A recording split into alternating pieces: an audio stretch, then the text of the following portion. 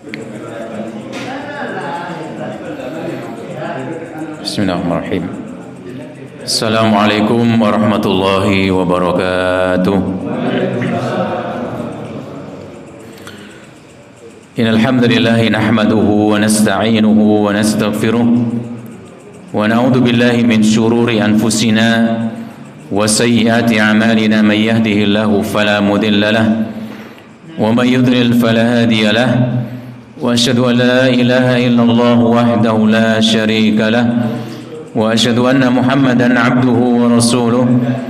Allahumma salli wa sallim wa barik ala Muhammadin wa ala alihi wa ashabihi wa man tabi'ahum bi ihsanin ila yaumiddin. Wa ba'd. Para hadirin kaum muslimin muslimat, para bapak ibu saudara rahimakumullah, semoga Allah Subhanahu wa taala senantiasa memberikan rahmat kepada panjenengan sedaya. Pujian dan syukur adalah hal yang paling layak kita panjatkan kepada Allah Jalla Jalaluh atas karunia dan nikmat yang Allah Subhanahu wa taala berikan kepada kita tidak ada hentinya. Dan termasuk di antara nikmat Allah Subhanahu wa taala, pada kesempatan malam ini kita masih diberikan oleh Allah Subhanahu wa taala kesempatan dan umur panjang sehingga bisa hadir pada majelis yang mulia ini, di tempat yang mulia ini untuk sebuah aktivitas, sebuah amalan yang insyaallah diridhoi oleh Allah Subhanahu wa taala. Salawat dan salam semoga tercurahkan kepada afdhalul anbiya wal mursalin, nabi yang paling mulia dan rasul yang paling mulia, dan juga sayyidul waladi Adam, ya, pemimpinnya seluruh anak Adam, seluruh manusia, itu Nabi Muhammad sallallahu alaihi wasallam. Dan juga salawat dan salam semoga tercurah kepada para sahabatnya yang mulia dan kita semua serta seluruh pengikut Nabi Muhammad SAW sampai kelak akhir zaman. Para hadirin sekalian, para bapak ibu, materi malam hari ini sebenarnya adalah melanjutkan apa yang kita bahas pada kesempatan bulan yang lalu, yang kita masuk pada etika yang terkait dengan masalah masjid. Namun sayang sekali tadi sudah saya murojaah ya sampai berapa jam, ternyata bukunya ketinggalan, Pak. Sudah saya masukkan, kelihatannya sudah saya masukkan tas ini, ternyata ya mungkin diletakkan di mana tadi, di meja tadi, mungkin kelupaan saya. Dan saya belum hafal bukunya. Jadi pada kesempatan malam hari ini kita akan bahas materi yang lain yang sudah ada di tas saya ini. Alhamdulillah ada banyak ini materinya yang saya siapkan di sini. Ya, meskipun materi kita yang pada malam hari ini ternyata malah ketinggalan tadi. Ya, semoga tidak menjadi masalah. Nah, pada malam hari ini saya akan menyampaikan salah satu di antara hadis Nabi Muhammad SAW yang disebutkan oleh sahabat Abu Hurairah radhiyallahu anhu, yaitu tentang as-sab'u al-mubiqat.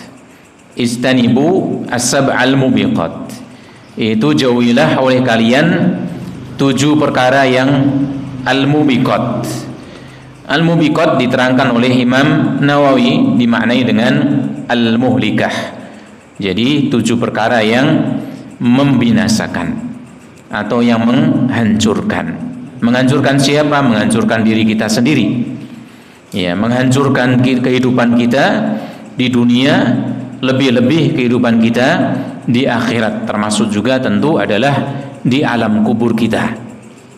Ya, karena itu kehidupan yang nanti akan kita jalani. Ya, ada sebuah quotes yang bagus, ya, tweet yang bagus disebutkan oleh Syekh Muhammad Shalih Al-Munajjid yang baru saja dituliskan tadi, saya baru baca.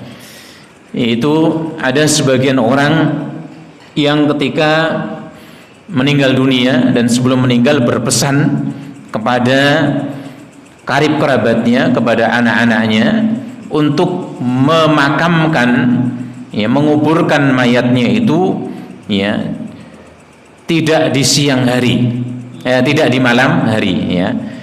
Dimakamkannya mintanya di siang hari. Ya, ini tentu saja biasanya kita kan siang hari, Pak, ya. Cuma kalau sangat mendesak sekali kan baru malam hari kan gitu. Namun dia betul-betul weling wasiat sama anak-anaknya, sama kerabatnya supaya dimakamkan di siang hari, jangan sampai di malam hari meskipun kondisinya sangat terdesak harus malam hari. Ya. Karena apa alasannya? Dia takut kalau dimakamkan di waktu gelap. Ya, padahal sudah mati, Pak. Ya. Nah, yang jadi pertanyaan kemudian, apakah ya orang yang meninggal itu merasakan gelap dan terangnya ya siang dan malam? Ya, dia merasakan ya terangnya siang hari dan juga gelapnya di malam hari. Jawabannya bagaimana, Pak, kira-kira, Pak? Ya, bukan itu. Ya. Jawabannya bukan terangnya siang dan gelapnya malam yang akan dia rasakan. Namun terang dan gelapnya kuburnya itu tergantung dengan amalannya. Ya itu. Jadi meskipun dia dimakamkan di siang hari sekalipun di tengah siang yang bolong, ya, siang yang sangat terik mataharinya, padang, jinglang, ya. Tapi kalau amalannya itu adalah yang dia bawa adalah amalan yang buruk, dia akan tetap mendapatkan kegelapan di alam kubur itu. Itu yang jadi masalah kan itu ya. Jadi kalau misalnya betul-betul ya sudah meninggalnya sore hari misalnya, mau nggak mau ini karena udah disiapkan dan sudah siap ternyata makamnya, ya ternyata harus malam hari dimakamkan, ya tidak masalah kan gitu ya. Tidak usah kita itu kemudian takut dimakamkan di malam hari kan gitu Pak ya. Apalagi yang dimakamkan itu sudah meninggal ya. Nah, wallahu a'lam bishawab. Nah, kita kembali kepada apa yang disebutkan oleh dalam hadis ini disebutkan oleh Abu Hurairah radhiyallahu anhu ya. Beliau mengatakan qala ya anna Rasulullah sallam qala bahwasanya Rasulullah sallam ya Rasulullah sallam beliau pernah bersabda istanibu as-sab'al mubiqat ya. Istanibu bermakna al-ibtiad wa adamul muqarabah, artinya jauhilah dan jangan dekat-dekat, ojo cedak. Apa yang jangan dekat-dekat? Ya, adamul muqarabah di sana yaitu as-sab'al mubiqat, 7 hal yang mubiqat. Imam Nawawi sekali lagi mengatakan al-mubiqat bermakna al-muhlikat, yaitu pembinasa. Jauhilah 7 hal yang membinasakan, menghancurkan kehidupan kita, menghancurkan kebahagiaan hidup kita di dunia, lebih-lebih di akhirat. Qalu, para sahabat Nabi bertanya kepada Rasulullah sallallahu alaihi wasallam. Karena Nabi tidak langsung beliau menjelaskan. Beliau mengatakan jauhilah 7 pembinasa. Beliau diam, belum menjelaskan langsung. Dan ini diantara metode-metode yang beliau bawakan, beliau sampaikan. Ya, kadang-kadang beliau memberikan ya kepada para sahabatnya itu perumpamaan ya tentang sesuatu hal untuk kemudian beliau jelaskan. Ya, beliau kadang-kadang juga bertanya dulu kepada para sahabatnya tentang sebuah perkara untuk kemudian beliau jelaskan ilmunya. Sebagaimana beliau misalnya bertanya kepada para sahabatnya, "Atadruna manil muflis?" Do ngerti apa ora? Sing jenenge wong bangkrut kuwi sapa? Ya kan, beliau tanya dulu pada para sahabatnya.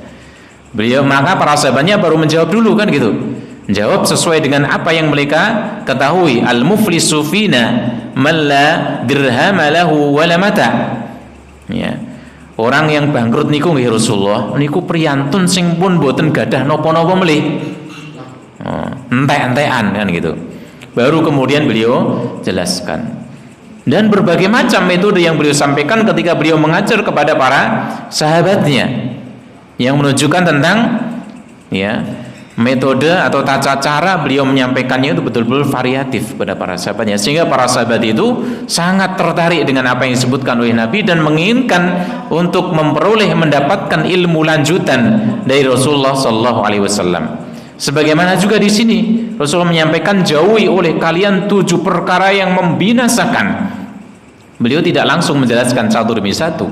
Maka kemudian para sahabat bertanya kepada Rasulullah, "Ya Rasulullah, wa ma hunna?" Ya, mereka bertanya, "Wahai Rasulullah, apa itu? Apa 7 hal yang membinasakan tadi Rasulullah?" Nah, ini sekali lagi ini adabnya para sahabat kepada Rasulullah, bahwa mereka itu ketika memanggil nama Nabi, beliau ya mereka mengatakan ya dengan mengungkapkan ya Rasulullah atau ya Nabi Allah. Ya, ini diantara adabnya. Apa itu 7 hal tadi? Maka Rasulullah kemudian menjelaskan kepada para sahabatnya, qala asyirku billah. Yang pertama, perkara yang membinasakan adalah berbuat syirik kepada Allah Subhanahu wa taala. Ya. Kemudian yang kedua, wasihru, sihir, melakukan perbuatan sihir. Wa qatlun nafsi allati harramallahu illa bil haqq, dan membunuh jiwa yang Allah Subhanahu wa taala haramkan untuk dibunuh kecuali dengan alasan yang benar. Ya, apa itu? Qisas contohnya, atau mereka yang berzina setelah menikah. Itu pun dibunuh, yang membunuh yang melakukan eksekusi adalah pemerintah tentu saja sekali lagi. Kemudian apa? Wa aklu riba, dan makan harta ribawi, riba. Wa aklu malal yatim, wa aklu malal yatim, makan hartanya anak yatim. Wa tawali yaumaz zahfi, kemudian lari dari medan pertempuran. Wa qadful muhsanatil mu'minatil ghafilat, dan menuduh wanita-wanita yang baik-baik, yang mukmin ya, yang tidak dikenal sebagai orang yang berbuat ya yang buruk ya, dituduh apa? Dituduh melakukan perbuatan yang keji, yaitu perzinahan. Ini semuanya yang disebutkan oleh Nabi adalah 7 hal yang membinasakan. Ya, 7 hal yang membinasakan. Nah, para bapak sekalian, para ibu yang dirahmati oleh Allah Subhanahu wa taala, di sini Rasulullah sallallahu alaihi wasallam dalam hadis ini Rasulullah memperingatkan kepada umatnya, ya, dumateng kula panjenengan sami ugi karena kita adalah umat beliau. Ya, memperingatkan dari apa? Minal wuqu'i fid dunubi al muhlikah. Memperingatkan kula panjenengan sami dari melakukan perbuatan-perbuatan dosa yang merupakan itu semuanya adalah penghancur, yang menghancurkan kehidupan kita. Dan ini para bapak sekalian, para ibu yang dirahmati oleh Allah Subhanahu wa taala, harus terus diingatkan. Karena apalagi di zaman sekarang ini ya, ajakan ya, dorongan untuk melakukan perbuatan maksiat itu sedemikian mudahnya di zaman sekarang. Ya, sehingga bagaimana kalau panjenengan sami harus diingatkan terus. Demikian juga harus dijelaskan, karena berapa banyak di antara kaum muslimin justru yang melakukan perbuatan maksiat, perbuatan dosa gara-gara salah satunya apa? Alasannya karena tidak tahu. Orang ngerti yang iki dosa. Ya, Pak ya. Ini banyak loh, Pak, yang melakukan yang demikian. Orang ngerti yang kuwi dosa. Ya. Termasuk di antaranya yang paling banyaknya itu yang dilakukan adalah riba ini, Pak. Ya, makan harta riba. Ya, termasuk zaman rumiyin saat ini pun rada kacek, Pak. Napa niku tukar menukar uang itu, Pak ya. Ya kan? Zaman riyen kan niku berapa tahun yang lalu ting jentrek-jentrek. Sekarang juga mungkin masih ada. Nanti kalau mau menjelang apa?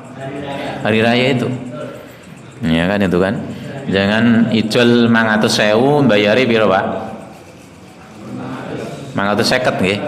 550. Dan lain sebagainya lah, pokoknya ada tambahannya. Itu salah satunya saja.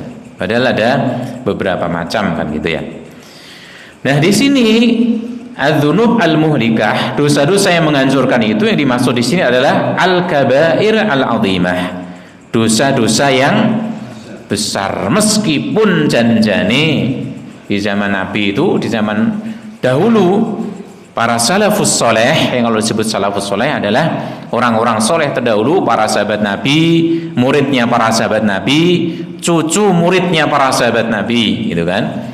Jadi generasi, maksudnya 3 generasi yang utama ya 103 berarti bagaimana ya, kurun yang pertama 100 tahun pertama, 100 tahun kedua, 100 tahun yang ketiga. Nah, itu orang-orang soleh di sana yang disebut sebagai para salaf. Mereka itu bagaimana? Hampir dikatakan mereka mboten beda-beda nih sing jenenge antara dosa besar dan dosa kecil. Artinya bagaimana? Betul-betul semuanya itu berusaha untuk dijauhi.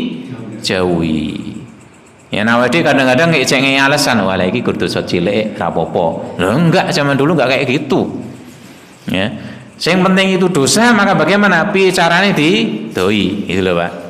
Itu prinsipnya gitu Pak. Karena bagaimana? Jangan lihat dosanya kecil atau besarnya, tapi kepada siapa kita berbuat dosa. Itu kepada siapa? Allah Subhanahu wa taala. Ya, yang kita langgar larangannya itu Allah. Ya, Subhanahu wa ta'ala. Oleh karena itu bagaimana mereka zaman dulu tidak membedakan antara dosa yang besar dan dosa kecil. Artinya bagaimana betul-betul semuanya mereka berusaha untuk menjauhinya. Nah itu. Nah, namun juga di sini tentu saja karena Rasulullah SAW menyebutkan ya di sini ada dosa besar, maka ini tentu saja kewaspadaannya, ya upaya kita untuk menjauhinya harus lebih, ya. Lebih banyak, lebih besar dibandingkan dosa-dosa yang disebutkan sebagai dosa kecil, kan demikian. Karena ya kehancurannya tentu lebih dahsyat, ya. Para sahabat sekalian yang dirahmati Allah Subhanahu wa taala, hadis ini yang disebutkan oleh Nabi Muhammad SAW, beliau mengatakan addan Nabi sab'an. Rasulullah cuma menyebutkan dosa besar di sini cuma jumlahnya pinten, Pak? 7. Padahal ini bukan merupakan pembatasan. Wa hiya laysat lil hasri. Ini bukan ketika Rasulullah menyebutkan dosa besar menghancurkan di sini 7, ini bukan sebagai pembatasan. Ya, karena bagaimana? Karena di hadis-hadis yang lain qad waradat nususun ukhra bi dzikri ba'dil kaba'ir wa dzunub. Pada hadis-hadis yang lain itu juga disebutkan ya beberapa dosa besar yang lainnya yang tidak disebutkan pada hadis ini, ya. Contohnya apa? Uququl walidain, durhaka kepada kedua orang tua. Ini juga dosa besar. Ya. Wa syahadatu zur, persaksian palsu. Ya. Termasuk juga yang ya dalam masalah ada kasus atau tidak, ya. Ya, disuruh bersaksi apa tentang masalah apa gitu. Ada yang bersaksi palsu. Ini dosa besar. Termasuk juga kalau sudah sampai di pengadilan kan gitu Pak ya. Karena sebagian ada juga walaupun sudah disumpah. Ya, sudah disumpah dan juga disumpahin juga. Kadang-kadang ya. Itu cek wani-wani ini berbuat ya, memberikan apa namanya? Sumpah palsu, Pak. Kadang-kadang demikian. Ya, yang penting orang ngerti kadang-kadang kayak gitu. Nah, ini apa? Ini sebuah hal yang tidak selayaknya bagi kita seorang muslim.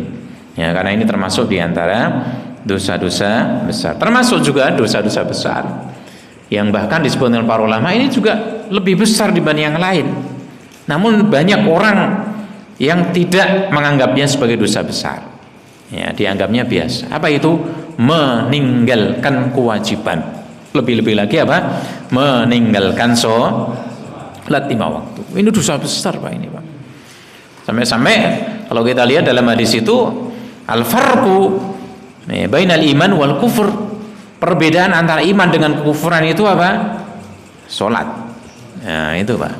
Makanya bagaimana ini harus ya kita ya apa namanya kita berusaha untuk mengingatkan keluarga kita lebih dahulu, keluarga kita dulu karena kita punya ya kita pemimpinnya. Ar-rijalu qawwamuna 'ala nisa, kita pemimpin istri kita, demikian juga kita memimpin dalam keluarga kita. Awake dhewe kudu bagaimana ya anak keturunan kita ya keluarga kita harus betul-betul kita ingatkan betul-betul. Lha aja nganti ninggalke salat sok ben bapak iki ora ono. Kan gitu. Bener mboten? Ya, ibu juga, bapak ibu somben ora ono. Kowe somben urip dhewe kan gitu. Ya, tapi bagaimana kalau bapak sudah enggak ada, ibu sudah enggak ada, siji sing dieling-eling apa? Aja nganti ninggalke agamanya dulu, Pak, ya. Jangan sampai ninggalkan agamane bapakmu iki kan gitu. Ya, itu jangan sampai ya tinggalkan keyakinan ini, keimanan ini pada Allah Subhanahu wa taala, keimanan pada Rasul iman pada yaumul akhir. Itu dulu. Kemudian kedua, jangan sampai meninggalkan sholat. Ya. Di samping yang lain-lain tentu yang baik-baik kita harus wanti-wanti. Ini keluarga kita demikian. Ini tanggung jawab kita. Karena bagaimanapun, sekali lagi kita ini nanti akan ditanya, kan itu. Karena ini tanggung jawab kita. Ya, kalau sholat itu merupakan hal yang nanti ditanyakan oleh Allah Subhanahu wa taala, urusan kita dengan Allah Subhanahu wa taala nanti yang ditanya pertama kali adalah sholat, maka anak keturunan kita juga kayak gitu. Kalau meninggalkan sholat itu nanti kita ditanya, lu iki piye? Anak putumu kok ora kok sampai ninggalke sholat piye iki? Ya. Kalau kita sudah mengingatkan, sebelum kita ingatkan bolak-balik, kita bisa mengatakan meskipun Allah lebih tahu dibandingkan kita, kan gitu kan? Kita bisa mengatakan, ya Allah dulu ya, dan engkau lebih tahu ya Allah dibandingkan diri saya. Dulu ketika saya masih hidup, saya terus mengingatkan mereka untuk menjalankan sholat, kan gitu. Kita bisa mengatakan demikian pada Allah Subhanahu wa taala. Nah, itu para bapak sekalian, itu juga termasuk dosa besar. Mari kita lihat pada penghancur yang pertama, pembinasa yang pertama, al-isyraku billah. Berbuat syirik pada Allah. Ini insya Allah sudah sering disampaikan pada materi tauhid, namun tidak mengapa untuk terus kita ulang-ulang. Itu apa? Wa huwa ja'lu syarikin lillah. Itu menjadikan sekutu bagi Allah Subhanahu wa taala dalam masalah ya perbuatan Allah mencipta. Mas, kita misalnya ada yang meyakini, misalnya ada seorang yang meyakini, masih ada yang meyakini bahwa ada yang lain selain Allah yang berserikat pada Allah Subhanahu wa taala dalam menciptakan langit dan bumi ini. Ya. Dalam memberikan rezeki kepada kita, ada serikatnya Allah itu. Ada yang lain selain Allah yang juga ngasih rezeki pada kita. Maka bagaimana ini adalah berbuat syirik pada Allah dalam masalah perbuatan Allah, atau yang disebut dengan rububiyah. Ya, demikian juga dalam uluhiyahnya, dalam peribadatan. Ya, semua ibadah kita dari yang kita anggap kecil sampai yang besar, itu semua hanya layak kita persembahkan pada Allah. Sebagaimana ikrar kita, Qul inna sholati wa nusuki wa mahyaya wa mamati lillahi Rabbil alamin. Semuanya untuk Allah Subhanahu wa taala. Doa kita untuk Allah, nadar kita juga untuk Allah, berkorban kita untuk Allah, salat kita untuk Allah, doa kita juga hanya kepada Allah Jalla Jalaluhu. Nah, ini para bapak sekalian, ini semua hanya dipersembahkan kepada Allah. Kalau seorang kemudian juga mempersembahkan kepada selain Allah, maka inilah yang disebut menserikatkan Allah Subhanahu wa taala, dan ini termasuk di antara dosa besar. Ya, dosa yang paling besar bahkan. Dan syirik ini kita sudah ingat, sudah pernah sering dibahas bahwa di sana ada dua macam. Itu syirik yang besar atau yang disebut dengan syirkun akbar. Kemudian yang kedua ada syirik yang kecil, ya, syirik yang asghar. Syirik yang besar jelas akan mengeluarkan seseorang dari agama Islam. Dia bersujud pada selain Allah misalnya, sujud ibadah, ya, bersujud kepada berhala, bersujud kepada yang ya disembah selain Allah Subhanahu wa taala. Jelas ini mengeluarkan seorang dari keislaman, ya. Dan ini kita berlindung pada Allah, berdoa pada Allah Subhanahu wa taala supaya Allah Subhanahu wa taala menjauhkan kita, ya, wajah kita ini, supaya Allah Subhanahu wa taala selamatkan, supaya tidak pernah bersujud, tidak pernah menyembah pada selain Allah Subhanahu wa taala, hanya pada Allah. Ya. Imam Ahmad bin Hanbal, beliau sampai juga berdoa, ya, di samping doa itu beliau katakan dalam salah satu doanya, ya Allah, sebagaimana Engkau sudah melindungi wajah saya, melindungi kening saya ini dari bersujud kepadamu, ya Allah, ya, selamatkan juga wajah saya, lindungi wajah saya ini dari meminta-minta pada orang lain. Masya Allah Pak, ini Pak, ini bagus sekali. Anjuran bagi kita semuanya untuk menjadi pribadi yang apa Pak? Mandiri. Ya, wajah kita ini, ya, artinya bagaimana orang itu kan apa namanya, kalau banyak minta-minta sama orang lain kan malu ini wajahnya gitu ya. Tapi yang biasa jaluk-jaluk uang terus, kui bagaimana? Ya betul itu. Nggak cuma gedek, luweh kandel timbangi gedek, jadi apa? Terai tembok gitu loh. Itu jangan sampai kita. Ya, kalau kita nggak biasa minta-minta sama orang lain, kita kadang-kadang mau pinjam saja itu wis maju mundur. Iya Pak ya, yang raka peksa loh, betul ya. Apalagi minta. Dan ini harus kita jaga terus. Makanya Imam Ahmad beliau berlindung pada Allah, ya Allah, sebagaimana Engkau telah melindungi wajah saya dari menyembah pada selainmu, ya Allah, lindungi juga wajah saya dari minta-minta pada selain Engkau. Nah itu Pak ya. Ini bagus bagi kita juga demikian. Ya. Nah ini para bapak sekalian, syirik yang pertama yaitu syirik akbar. Ya, tentu minta-minta tadi tidak masuk. Kalau minta-minta jaluk-jaluk tadi nggak masuk syirik maksudnya Pak ya. Namun ini sekedar tambahan saja dari bahasan kita ini. Nah kemudian ada juga syirik yang kecil. Ya, syirik yang kecil. Nah syirik yang kecil ini juga masih ada dua lagi Pak. Ada syirik kecil. Ya, ini tidak mengeluarkan seseorang dari keislaman. Cuma pas amalan itu dia dibatalkan sama Allah. Pahalanya nggak sampai kan gitu ya. Ya. Itu apa? Ada syirik yang kelihatan, syirik kecil yang ketok, zahir. Ya. Yang kedua ada syirik yang tidak kelihatan. Ya. Ada syirik kecil yang pertama yang kelihatan, yang zahir, yang kedua yang tidak kelihatan. Ya, yaitu apa yang disebut dengan syirkun khafi, syirik yang tersembunyi. Ya, iki yang tersembunyi, iki sing luwih angel iki nomor loro iki, Pak. Sing kelihatan bagaimana contohnya? Contohnya adalah ketok ini soalnya ketok. Kal halfi bi ghairillah. Bersumpah dengan nama selain Allah. Ketok mboten iki? Ketok. Orang mengatakan bagaimana saya bersumpah. Ya, ini contoh aja. Atas nama langit dengan bumi. Ya, cah nom biasanya Pak ya. Ya. Aku betul-betul mencintaimu. Itu cah nom itu biasanya. Yang cah tua kata ya ora kuwi. Iya kan Pak? Bagaimana syiriknya itu? Ya, sing krungu bagaimana Pak? Gombal kan gitu ya.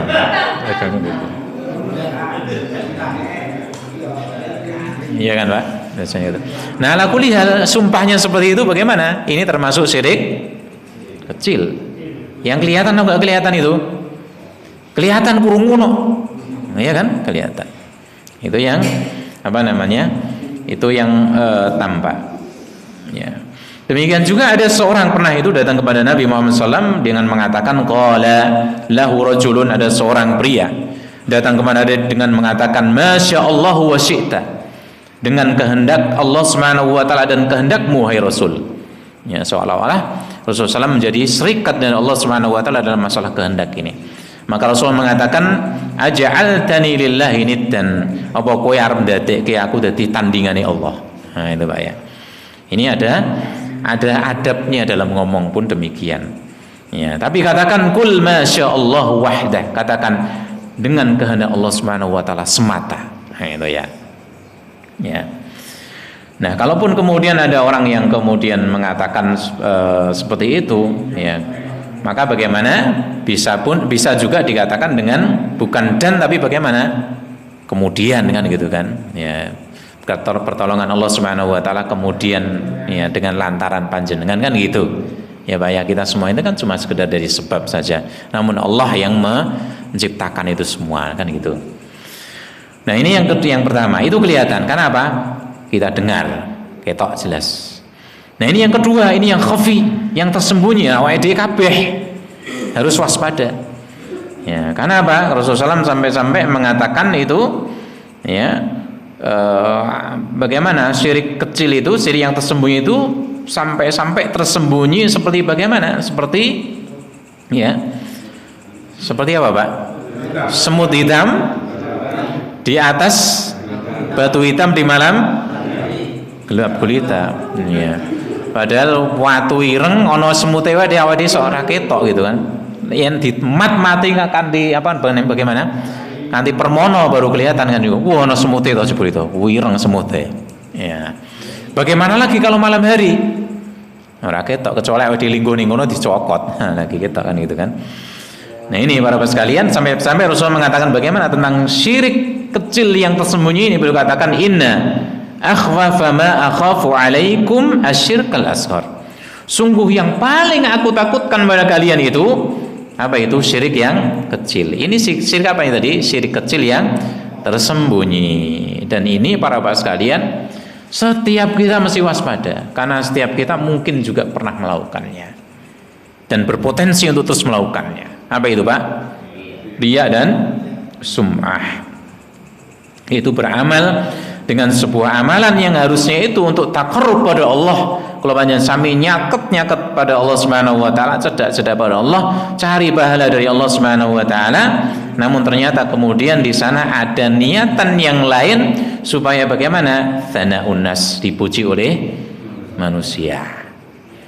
Ya, ini apa namanya? Riya. Ini para bapak sekalian, sekali lagi kalau panjang sami betul-betul harus waspada. Nggih, bukan berarti yang awake dhewe wingi selamat dari riya, hari ini sama besok iso langsung mesti bisa selamat. Kan enggak itu. Jadi kemarin harus waspada, hari ini waspada juga, esok-esok terus waspada. Dan minta istighfar, minta ampunan pada Allah Subhanahu wa taala dari syirik-syirik yang seperti ini, yang tidak kelihatan seperti ini, yang kita enggak tahu. Kadang-kadang kita enggak ngerasa bahwa itu adalah bentuk diantara bentuk syirik kecil, kan gitu kan. Ya, makanya diantara doanya Nabi itu bagaimana? Wastaghfiruka lima la alam. Aku minta ampunan padamu ya Allah, maghfirah padamu ya Allah dari syirik yang aku tidak tahu. Ini para sekalian, podo awake kabeh niki. Nggih, bukan cuma panjenengan, termasuk saya juga dan semua tentu harus terus waspada ya dengan syirik yang khafi ini tadi, syirik kecil yang tersembunyi ini tadi. Bisa dipahami Pak ya? Kok jam 8:30, isyae jam 7 ya Pak ya, 7 lebih. Yang kedua, al-mubiqatus tsaniyah, ya, penghancur yang kedua apa itu? As-sihru, ya, sihir, ya.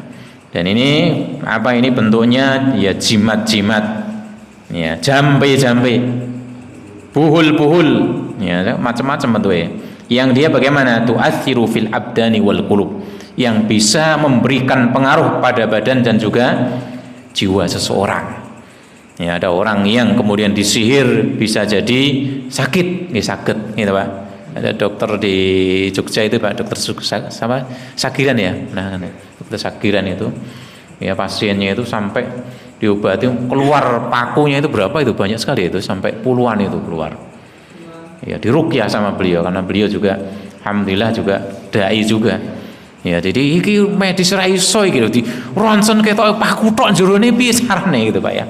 Dijiko meneh apa namanya? Baliklah ada lagi. Ruqyah, ya, Al-Qur'anul Karim sudah itu. Mau pakai apa lagi? Ya dijiko dibedel sesuk ana meneh. Malah gak akeh setrika, press cooker. Kulkas Pak 2 pintu. Waduh, malah sugih dadian Pak. Ya. Saya kira juga nggak ada ya kemudian masukkan kulkas 2 pintu Pak ya, maneman biasanya paku dan sing murah ya. Itu kok kayak sekilo 2 kilo kan gitu ya. Nah, itu menunjukkan bagaimana memang juga sihir itu juga kaitannya juga ya, biasanya juga kaitannya dengan kemiskinan juga gitu kan, ya kan sering itu ya. Jadi madhabnya itu kayak madhab ular gitu Pak, malas-malasan gitu kan istilahnya gitu ya, pelakunya ya biasanya. Oh kan besar. Nah, para sekalian yang dirahmati Allah Subhanahu wa taala, jadi dia biasa mempengaruhi badan, demikian juga jiwa seseorang. Ya, pertama nih bagaimana? Sehat walafiat dia, otaknya juga beres, kemudian disihir jadi gila. Ya, gila betulan atau kedanan wong. Nah, ya iso kan gitu kan. Kalau dipelet itu kan jadi kedanan wong. Ya. Betul itu bisa kadang-kadang rumah tangga rusak itu dibandingkan disebabkan itu juga bisa. Ya, disebabkan itu juga bisa. Saya masih ingat dulu di rumah saya itu juga kayak itu juga. Pernah saya masih kecil waktu itu. Ada orang wanita bertamu di rumah itu, kemudian minta izin untuk masuk ke kamar itu, mau salin katanya itu. Wah, itu tiba-tiba setelah pulang berapa hari baru tahu tuh, di bawah itu dikasih kayak apa nih, kembang macam-macam itu di bawah. Apa namanya, kasur itu di bawah apa namanya, tempat tidur Pak ya, ambennya itu, ambennya bapak dengan ibu. Wah, masya Allah, betul-betul merusak itu pengalaman pribadi paling itu Pak ya, betul-betul merusak gitu. Demikian juga bisa membunuh pada tahap membunuh Termasuk juga tadi wa yufarriqu bainal mar'i wa zawjihi, memisahkan antara suami dengan istrinya. Iki sing paling disenangi sama iblis. Ya, disenangi sama iblis ya ini. Ya, dengan cara sihir atau dengan cara yang lain. Ya, bahkan ada sesuatu yang lebih ya daya rusaknya dibandingkan sihir lebih berat ini. Yaitu apa? Yaitu namimah, Pak. Ya, itu apa? Cerita kelek bojone. Ya, ini saya kemarin alam ya, ini kok apa namanya? Saya lewat di depan apa pengadilan agama Boyolali, Pak ya. Kemarin saya lewat itu kok gede itu sekarang tulisannya itu kayak di apa namanya dikasih apa namanya Pak MMT itu. Ya. Surat pengurusan gugat cerai kasih tunjuk itu. Biasanya orang-orang tulisan kayak gitu, Pak. Apa sekarang berbondong-bondong pada minta gugat cerai itu. Dan ini apa kasus-kasusnya semakin lama semakin banyak itu datanya itu. Ya, dan ini yang memang diinginkan oleh iblis itu misahkan. Bukan berarti kemudian cerai itu nggak boleh dalam syariat ya. Meskipun ada di sana ada hadis yang menunjukkan bahwasanya ya sesuatu yang halal namun dibenci sama Allah apa? Ya, tolak itu ya, Pak ya. Itu namun hadisnya di apa namanya dikritik oleh para ulama. Namun secara maknanya memang seperti itu. Itu adalah hal yang sebenarnya ya kalau bisa enggak kan. Cuma memang itu adalah solusi yang terakhir. Kalau orang memang nggak bisa sudah nggak bisa lagi di apa namanya nggak cocok gimana lagi kan itu kan. Ya, atau ada kasus-kasus tertentu yang mungkin tersembunyi dari kita. Ya, ada kasus tersembunyi dari kita sehingga bagaimana orang harus berpisah. Namun ala kuliah ya ini hal yang sebenarnya ada perlu di apa namanya dicegah juga kalau kemudian sekarang banyak sekali orang kemudian pada gugat cerai yang putri dan sebagainya. Ya, kemarin pas pulang juga kayak gitu, ada suaminya itu kerjaannya biasa-biasa aja. Kemudian bagaimana istrinya kemudian nuntut pokoknya ya biasa Pak kerjaannya nggak tentu itu ya pokoknya kerjalah yang penting gitu serabutan ya kemudian bagaimana minta sama suami pokoknya yang apa tiap bulan nggak ngasih ke saya belanja 4 juta aku terima jaluk cerai lah bojone ya nanti apa ya lah ya sakarmu gitu sampai di sidang ditanya sama Pak itu ya sama siapa Pak yang hakimnya itu kok ambok balik meneh loh terus mundi Pak wong ini apa namanya yang dia udah nggak seneng sama saya masa ya saya harus pertahankan gitu suaminya itu yang bilang kayak gitu Pak Masya Allah itu jadi ya mungkin termasuk juga hal-hal yang membuat ya orang mudah jadi sekarang cerai dan sebagainya termasuk diantaranya peran media sosial ini juga ya salah satunya bisa jadi ya ini Pak Rai. Nah, para bapak sekalian yang dirahmati Allah Subhanahu wa taala, ya kita kembali kepada masalah sihir. Para ulama ajma'al ulama ala anna sihra haramun. Ya, semuanya bersepakat bahwasanya sihir itu merupakan perbuatan yang haram. Ta'allumu haramun termasuk juga mempelajarinya. Karena sihir itu bisa dipelajari. Ya, ada juga yang tidak dipelajari namun bagaimana? Untuk warisan mbah baik. Ya, mbah baik Pak. Dulu saya masih ingat di Jogja itu waktu anak-anak pada kuliah itu ada yang mulai belajar ngaji seperti ini. Rupanya dulu di sana dia dapat apa namanya? Dapat dari turunan dari kakeknya itu. Sehingga bagaimana ketika nggak sadar itu dia bagaimana? Itu sampai di kamar kosnya itu apa? Bekas cakar harimau itu. Ya, dia rupanya belajar itu ilmu 7 manusia harimau itu, Pak. Betul-betul ada di kosnya itu cakar-cakarnya itu. Ya, pas sadar itu Pak ya. Ya Masya Allah itu turunannya itu. Ternyata nggak cuma di film 7 manusia harimau itu, ternyata ada juga itu ya. Wow, alhamdulillah. Nah, kemudian juga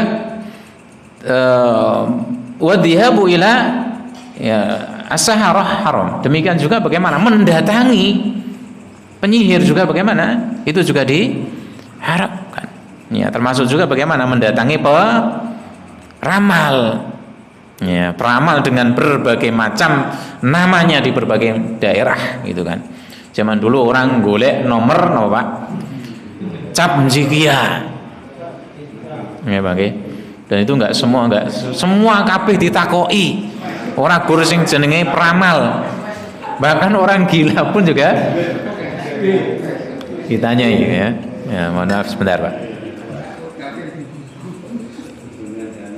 Iki jane sing edane sing ndi kan gitu kan. Nah, itu ya sampai-sampai ditanya. Nah, ini bertanya apapun itu termasuk barang hilang juga. Ya kan yang sering itu Pak ya, barang hilang. Ya, datang kepada peramal itu yang katanya orang ya, berarti apa ini bodoh, dianggap bodoh.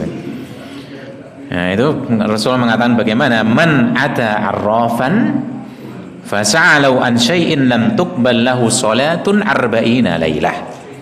Barang siapa yang mendatangi peramal dan bertanya padanya tentang sesuatu, maka sholatnya tidak diterima selama 40 malam.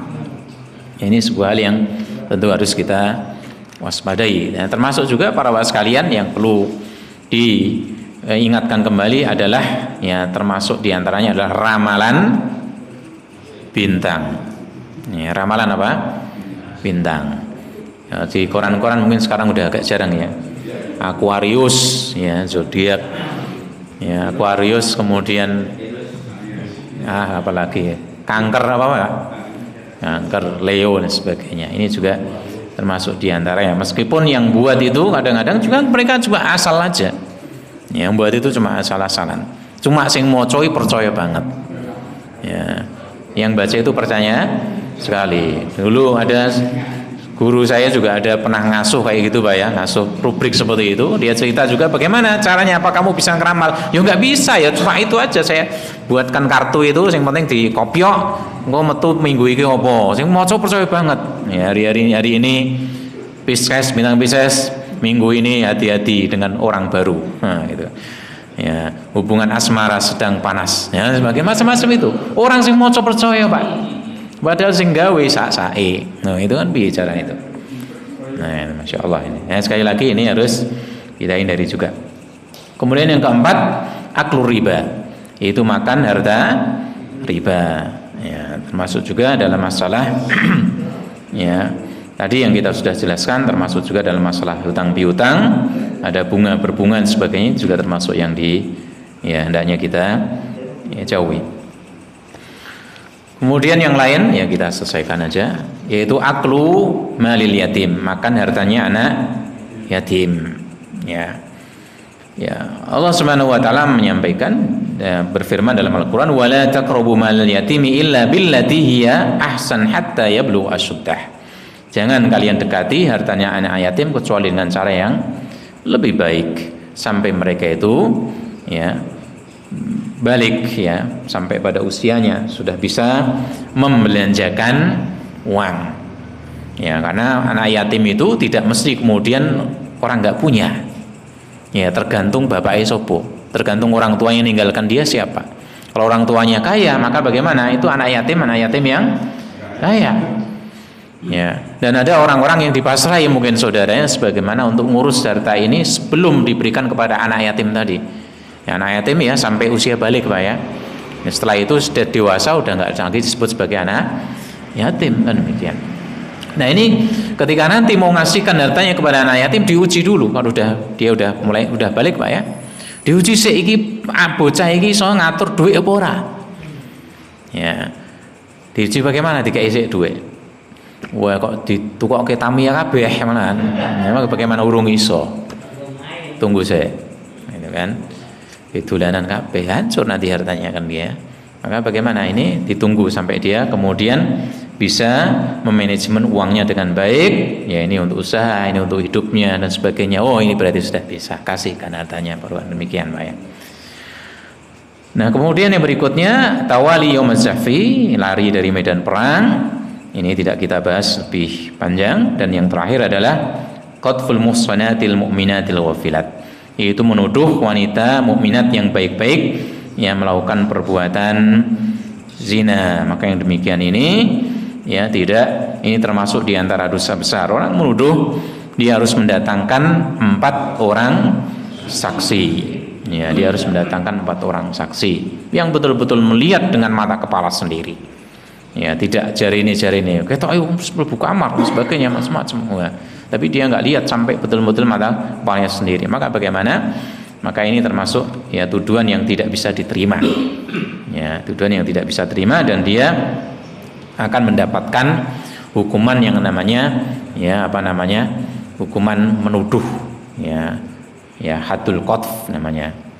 Nah, ini para sekalian beberapa hal yang disebutkan dalam hadis Abu Hurairah radhiyallahu anhu tentang masalah 7 hal yang membinasakan. Hadis ini adalah hadis yang sahih yang diriwayatkan oleh Imam Bukhari dan Muslim atau muttafaq alaih. Semoga dan di akhir kita berdoa pada Allah Subhanahu wa taala, semoga kita dijauhkan dari berbagai macam dosa, dan juga termasuk di antaranya adalah dosa-dosa besar yang disebutkan pada hadis ini maupun disebutkan oleh Nabi pada hadis-hadis yang lain maupun disebutkan oleh Allah di dalam Al-Qur'anul Karim. Amin. Demikian warahmatullahi sekalian. Wa akhu da'wana alhamdulillahi rabbil alamin. Subhanakallahumma bihamdik asyhadu an la ilaha illa anta astaghfiruka wa atubu ilaik. Assalamualaikum warahmatullahi wabarakatuh.